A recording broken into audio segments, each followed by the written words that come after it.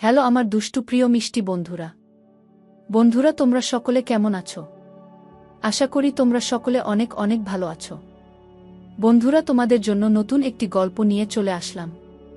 বন্ধুরা গল্পটি শেষ পর্যন্ত দেখলে আপনাদের দাঁড়িয়ে যাবে, আপনারা হাতের কাজ করতে বাধ্য হবেন। চলুন বন্ধুরা কথা না বাড়িয়ে গল্পটি শুরু করি। আমার এখনও সব স্পষ্ট মনে আছে। তোর দাদু তখন খুব অসুস্থ। তোর ছোট চাচ্চুকে দেখতে চেয়েছিলেন। ফায়েজকে খবর পাঠানোর পর সে এল সঙ্গে তার স্ত্রী রুহি আর নিশিকে নিয়ে। তবে নুহার তখন পরীক্ষা ছিল, তাই ওকে আনা হয়নি। তারপর তোর দাদুর কথা মেনে দুই ভাই নিজেদের মধ্যকার ঝামেলা মিটিয়ে নিল। কিন্তু তোর দাদু কোনোভাবেই নিশ্চিত হতে পারছিলেন না যে তারা ভবিষ্যতে আলাদা হয়ে যাবে না। উনি চাইছিলেন তিনি না থাকলেও তার দুই ছেলে যেন একসঙ্গে মিলেমিশে থাকে। তখনই তোর দাদু একটা সিদ্ধান্ত নিলেন, নুহার সঙ্গে তোর বিয়ে দিয়ে যাওয়ার। তিনি বলেছিলেন, যদি নুহা আর তোর সম্পর্ক হয় তাহলে দুই ভাই কখনো আলাদা হতে পারবে না। তোর দাদি দুই ভাইকেও রাজি করিয়ে ফেললেন। বিয়ের একদিন আগে নুহাকে আনা হলো। তারপর তোর সঙ্গে বিয়ের আয়োজন করা হলো। কিন্তু বিয়ের দিন তুই পালালি। কিছুক্ষণ চুপ থেকে চোখ মুছে আবার বলতে শুরু করলেন।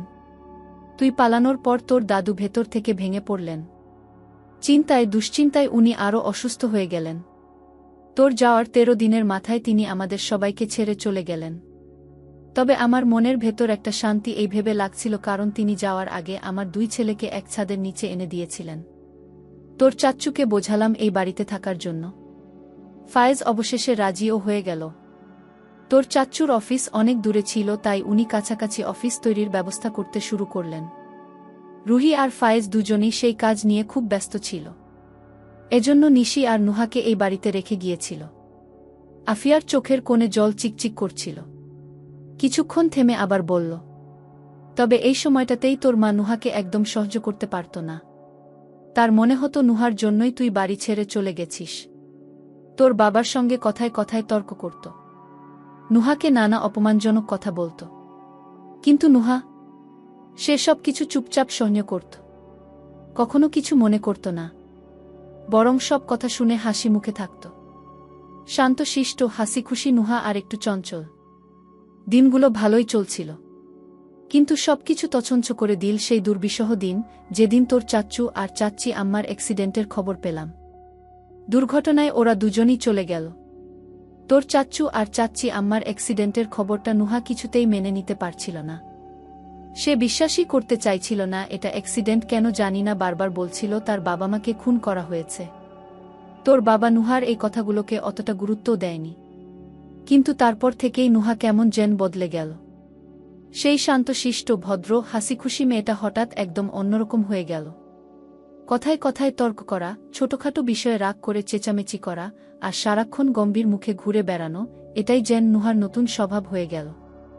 বাড়ির কারো সঙ্গেই সে আর ভালোভাবে কথা বলে না। তোর মায়ের সঙ্গে তো কথায় কথায় ঝগড়া লেগে থাকে। তোর ফুফি আর তোর বাবার কথাও সে শোনার প্রয়োজন মনে করে না। এমনকি বাড়ির অন্য কেউ কিছু বললেও সে তেমন কোনো প্রতিক্রিয়া দেখায় না। আফিয়া একটা দীর্ঘশ্বাস ফেলে বলল, আসলে মেয়েটার কোনো দোষ নেই দাদু ভাই। অতটুকু বয়সে এত কিছু সহ্য করেছে। তার পক্ষে সবকিছু ঠিকভাবে নেওয়া সম্ভব ছিল না। তার গলা কাঁপছিল। চোখের কোণ দিয়ে গড়িয়ে পড়া অশ্রু মুছতে মুছতে আবার বলল, নুহা আসলে ভেতর থেকে খুব একা। তার জীবন থেকে সবাই যেন একে একে হারিয়ে গেছে। ওর খুব দরকার এমন একজন মানুষের যাকে সে চোখ বন্ধ করে বিশ্বাস করতে পারবে। এমন একজন যে তাকে বুঝবে, তার পাশে থাকবে আর তাকে ভালোবাসবে। দাদু ভাই, আমি ওকে আবার আগের মতো হাসি খুশি দেখতে চাই। সেই মিষ্টি হাসি, প্রাণোচ্ছ্বল নুহাকে। এর মধ্যে নিচ থেকে আরিফার তীক্ষ্ণ গলা শোনা গেল, আহির, কোথায় তুই? তাড়াতাড়ি নিচে আয়। আহির আফিয়ার চোখের দিকে একবার তাকিয়ে শান্ত গলায় বলল, শান্ত হন দাদি, সব ঠিক হয়ে যাবে। আমি এখন আসি, আম্মু ডাকছে। আহির নিচে নেমে আসতেই আরিফা তাড়াহুড়ো করতে করতে বললেন, আহির, টেবিলে কিছু নাস্তা দিয়েছি, সবার সঙ্গে খেয়ে নে। আমাকে এখনই বেরোতে হবে। আহির কিছু বলার আগেই পাশে দাঁড়িয়ে থাকা নিশি বলল, দেখুন চাচি, আম্মা আপুর কিন্তু কোনো দোষ নেই, তাই আপনি অয়থা আপুর সঙ্গে ঝামেলা করবেন না। আহির একটু অবাক হয়ে বলল, কি হয়েছে আম্মু? আরিফা এক মুহূর্ত নিশির দিকে তাকিয়ে থেকে বললেন, দেখ নিশি, আমি নুহাকে অনেকবার বলেছি এসব থেকে দূরে থাকতে, কিন্তু সে একবারও আমার কথা শোনে না। তুই বল, কে কার বুকে মারল না মারল সেটা দেখার দায়িত্ব দেওয়া হয়েছে নাকি নুহাকে? তার জন্য আইন আছে। তাহলে সে কেন এসব ঝামেলায় জড়াবে? বাড়ির মান সম্মানের কথা ভাবে না এই মেয়েটা? বলে তিনি বের হতে যাবে, তখন আহির বলল, আম্মু আমিও যাব। আহির আর আরিফা একটা বাড়ির সামনে এসে গাড়ি থেকে নামতেই দেখতে পেল বাড়ির সামনে অনেক মানুষের ভিড় জমেছে। আশপাশের কোলাহলে স্পষ্ট বোঝা যাচ্ছিল কিছু একটা গুরুতর ঘটনা ঘটেছে। আহির ভিড় ঠেলে এগিয়ে গেল। ভেতরে ঢুকতেই যা দেখল তা দেখে আহির থমকে গেল। নুহার হাতে একটা লাঠি, আর সেই লাঠি দিয়ে সে সামনে দাঁড়ানো এক ব্যক্তিকে সমানে আঘাত করছে। চারপাশের লোকজন এই দৃশ্য দেখে হতভম্ব, কেউ থামানোর সাহস করছে না। নুহা, আহির এক ঝটকায় গিয়ে লাঠিটা ধরে ফেল। নুহা ঘুরে তাকাতেই তার মুখে বিস্ময়ের ছাপ ফুটে উঠল। তার চোখে এক মুহূর্তের জন্য দ্বিধা ঝলক দিলেও সে লাঠি ছাড়ল না। পেছন থেকে আরিফা বেগম চিৎকার করে উঠলেন, নুহা, এসব কি করছো তুমি? তারপর দ্রুত নুহার কাছে গিয়ে কঠিন গলায় বললেন, এই মুহূর্তে চলো এখান থেকে। নুহা তার জায়গা থেকে নড়ল না, বরং শক্ত গলায় বলল, আপনারা এখানে কেন এসেছেন? আর আপনি লাঠিটা ছাড়ুন। আরিফা তার ধৈর্য হারিয়ে ফেললেন। অনেক হয়েছে, এবার চলো। তিনি নুহার হাত ধরে জোরে টানতে টানতে তাকে ভিড় থেকে বের করে গাড়ির কাছে নিয়ে এলেন। গলায় কঠোর স্বর এনে বললেন, চুপচাপ গাড়িতে বসো। নুহা চমকে উঠে বলল, আজব তো, আমি আপনার সঙ্গে কেন যাব? আর আপনি আমার বিষয়ে কেন এত ইন্টারফেয়ার করছেন? আরিফা গাড়িতে বসে গম্ভীর কণ্ঠে আহিরকে বললেন, ওকে বলো চুপচাপ গাড়িতে বসতে। এত লোকের মাঝে আমি কোনো ঝামেলা চাই না। আহির শান্ত গলায় বলল, নুহা আপনি গাড়িতে উঠুন। বাড়িতে গিয়ে যা বলার বলবেন। আমি আমার গাড়ি নিয়ে এসেছি। আহির ড্রাইভারকে ইশারা দিয়ে বলল, ড্রাইভার চাচা, ওনার গাড়িটা নিয়ে আসুন, আমি ড্রাইভ করছি। নুহা এক মুহূর্ত চুপ থেকে আহিরের দিকে তাকাল, যেন কিছু বলতে চাইছে, কিন্তু কিছু না বলেই গাড়ির দরজা খুলে উঠে বসে পড়ল। আরিফা বেগম গাড়ি থেকে নেমে নুহার হাত ধরে শক্ত হাতে টানতে টানতে বাড়ির ভিতরে নিয়ে এলেন। বাড়ির ভেতরে ড্রয়িং রুমে সবাই বসেছিল। বাইরে তখন সন্ধ্যা নামতে চলেছে। রৌফ মিরো অফিস থেকে ফিরে এসে সেখানে বসেছিলেন। আপনি কি করছেন?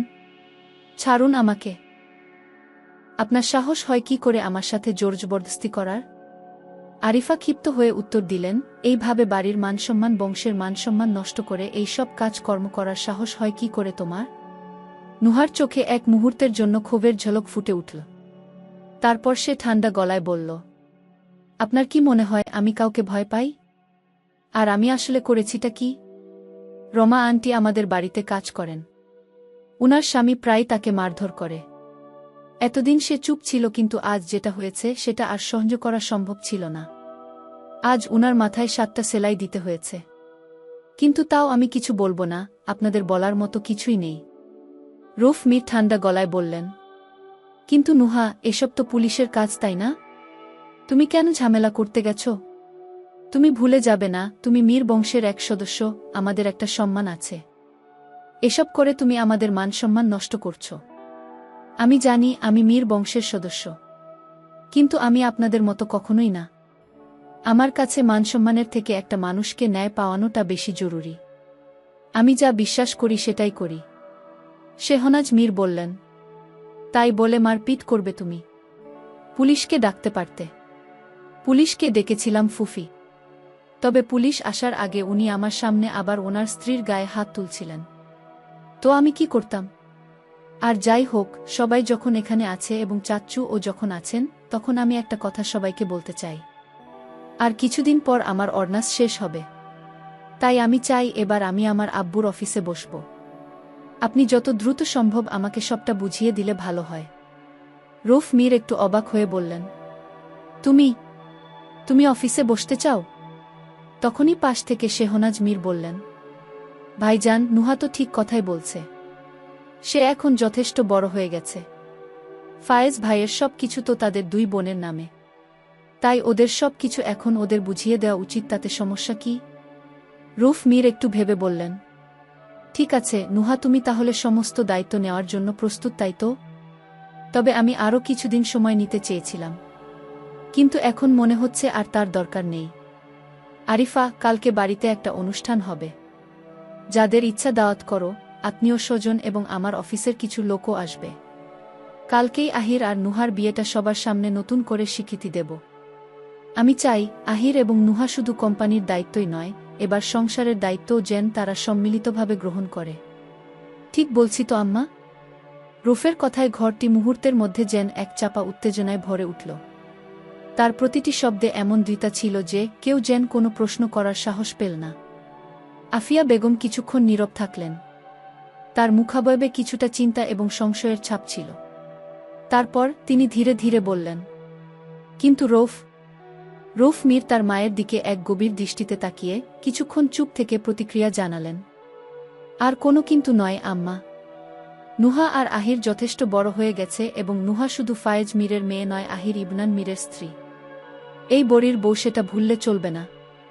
সে শুধু অফিসের দায়িত্ব নিলেই তো হবে না, সেই সাথে স্বামী এবং সংসারের দুইটি দায়িত্ব নিতে হবে। কথাগুলো শেষ করেই রৌফ মীর সিঁড়ি বেয়ে উপরের দিকে উঠে গেলেন। তার ভারী পদক্ষেপের প্রতিটি শব্দ যেন ঘরের নিস্তব্ধতাকে আরও গভীর করছিল। উপস্থিত সকলেই এক অজানা ঝড়ের আশঙ্কায় চুপ করে বসে রইল। প্রতিটি মুখে চিন্তার ছাপ, কেউ কিছু বলতে চাইছে না। সবাই জানে এরপর নুহা কি করতে পারে।